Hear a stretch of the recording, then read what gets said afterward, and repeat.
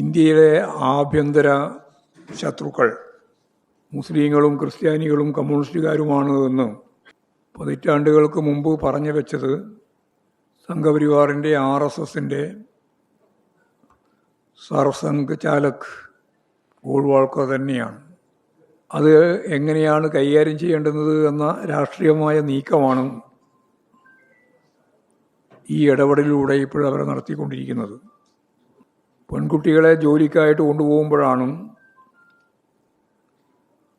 മനുഷ്യക്കടത്ത് എന്ന അതിഗൗരവമുള്ള വിഷയം മതപരിവർത്തനത്തിൻ്റെ ഭാഗമായി എന്ന് പ്രഖ്യാപിച്ചുകൊണ്ട് ബജ്രംഗ് ദൾ യഥാർത്ഥത്തിൽ ഇവർക്ക് നേരെ തിരിഞ്ഞിട്ടുള്ളത്.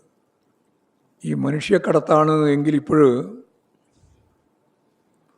രാജ്യദ്രോഹ കുറ്റത്തിൻ്റെ ഭാഗമാക്കി മാറ്റുകയും ചെയ്തിരിക്കുകയാണ്.